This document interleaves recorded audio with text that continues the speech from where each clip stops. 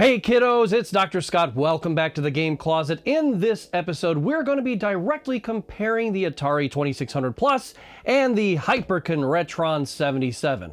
What comes in their boxes, their capabilities, etc. Recently, I presented a non-sponsored, no-shill, brutally honest, and in-depth review of the Atari 2600 Plus. A good deal of the viewers appreciated my honesty and the comedy, but some just couldn't handle someone being brutally honest. That's okay, I can take it. Oh yes, and I'm going to be presenting a couple of small updates to my Atari 2600 Plus review, so let's jump in the fire. Subscribe style.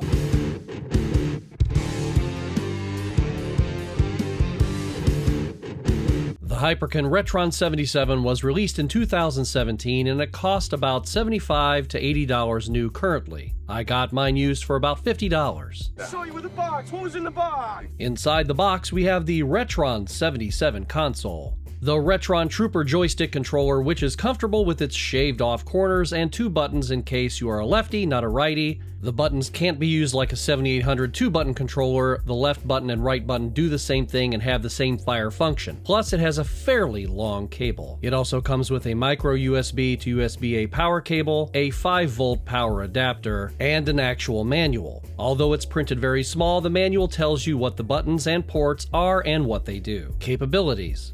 The Retron 77 plays most original Atari 2600 cartridges using an open-source software version of the Stella Atari emulator program. It cannot play cartridges with specialized chipsets like Pitfall 2, and it can play some homebrew cartridges. It cannot play a good deal of paddle games as the software and hardware don't work well together for some odd reason. Additionally, some specialized Atari controllers do not work on the Retron. Retron 77 sports a cool SD card slot so you can save games, update Stella, and you can put Atari ROMs on the console too. Also on the Retron 77, you can use save states to load games that you've saved. The fry button allows you to play glitch states of certain games. There's also an aspect ratio button to change between 4:3 and 16:9 aspect ratios. But why would you ever want to play in 16:9? Ew. And finally, to be absolutely clear, the Retron 77 does not play Atari 7800 games like the Atari 2600 Plus can. The Atari 2600 Plus was released on November 17, 2023. At launch, it costs $129.99. The box. You opened it. We came. Inside the box, you'll find the Atari 2600 Plus console, the CX40 Plus joystick, an Atari-branded USB-C power cable, but no power adapter. You'll have to provide one of your own.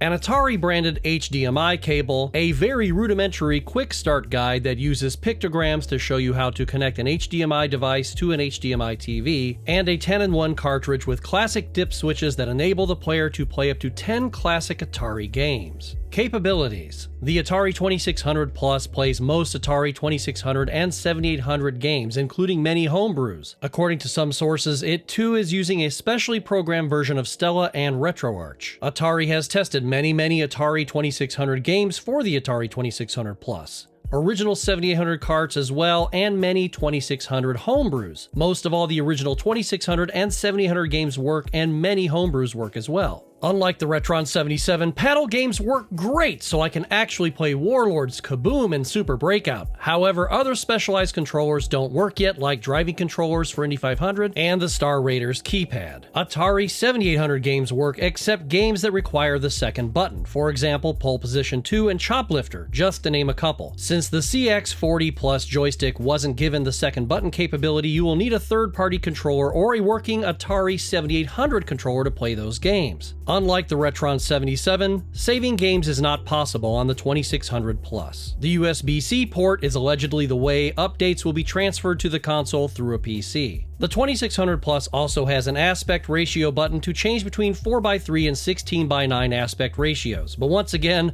why in the world would you do that? Depending on your desired outcome, you may lean one way or the other when it comes to these two consoles. If you just want to play Atari 2600 carts, 2600 ROMs, and pretty much no paddle games at around $75 new and maybe $50 used, the Retron 77 may just be for you. Or if you want to play Atari 2600 and 7800 cartridges, including games that require paddles but minus other specialized controllers, then the Atari 2600 may be for you at around $130. If you would like to see some thorough testing of some homebrew games, check out Mike's Gaming Gala and the Immortal John Hancock. There are links to their 2 videos in the description.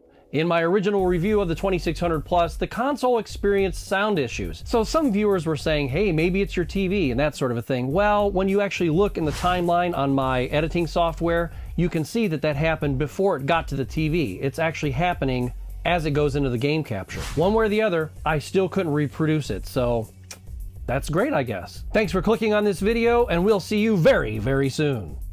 Hey, thanks so much for watching. Please hit the like button because it helps the YouTube algorithm spread the video to more awesome people just like you. Subscribe for more here in Dr. Scott's Game Closet, and there's plenty more where this one came from, so click on a video for more video game shenanigans. We'll see you all very, very soon.